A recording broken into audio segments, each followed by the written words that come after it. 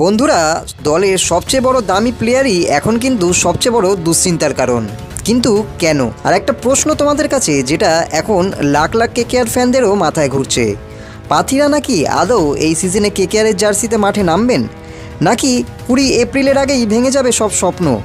ভিডিওটা শেষ পর্যন্ত দেখুন, কারণ শেষে এমন একটা আপডেট দেব যা কেকেআর ম্যানেজমেন্টকেও চিন্তায় ফেলে দিয়েছে। আর আপনারাও যদি আমাদের মতো কেকেআর বাহিনীর ফ্যান হয়ে থাকেন, অবশ্যই চ্যানেলটিকে সাবস্ক্রাইব করে সাথে থাকুন। বন্ধুরা, এবারের আইপিএল নিলামে কেকেআর কিন্তু দুহাত তুলে খরচ করেছিল। লক্ষ্য ছিল একটাই, শক্তিশালী দল গড়া। আর সেই কারণেই তারা নিলামের সবচেয়ে দামি প্লেয়ারকে দলে নেয়। কিন্তু সমস্যাটা কোথায় জানো কি? মাঠে নামার আগে সে প্লেয়ার পুরোপুরি ফ্লপ হয়ে গেল। না আছে আগের মতো অ্যাগ্রেসিভ, না আছে ম্যাচ জেতানোর ক্ষমতা। প্রথম 4 ম্যাচের মধ্যেই 3টিতে হেরেছে কলকাতা।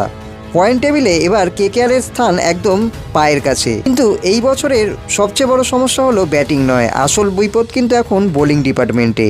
কেকেআর অনেক আশা করে দলে নিয়েছিল শ্রীলঙ্কার স্টার বোলার পাথিরানাকে, কিন্তু এখানেই বড় টুইস্ট খেলে গেল। চোটের কারণে তিনি এখনও দলের সাথে যোগই দিতে পারেননি। ফ্যানরা অপেক্ষা করছে কবে তিনি বল হাতে মাঠে নামবেন। কিন্তু নতুন যে আপডেট এলো তা একেবারে অস্বস্তিকর।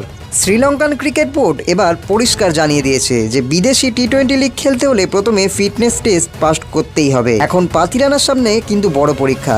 এনওসি না পেলে কিন্তু তিনি আর কেকেআরের হয়ে খেলতে পারবেন না।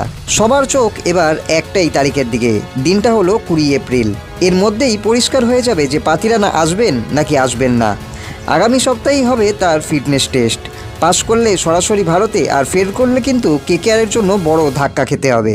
এখন প্রশ্নটা আমি আপনাদের করি যে পাথিরানা যদি এই সিজনে খেলতেই না পারেন, তাহলে কেকেআর কি প্লে অফের দৌড়ে টিকে থাকতে পারবে, নাকি এই সিজনটা এখানেই শেষ হয়ে যাবে? কমেন্টে অবশ্যই জানাও তোমাদের মতামত। যদি কেকেআর বাউন্স ব্যাক করে তাহলে কমেন্টে সেটা লেখো, আর যদি কেকেআরের সিজন এখানেই শেষ হয়ে গিয়ে থাকে তাহলেও সেটা কমেন্টে জানাও।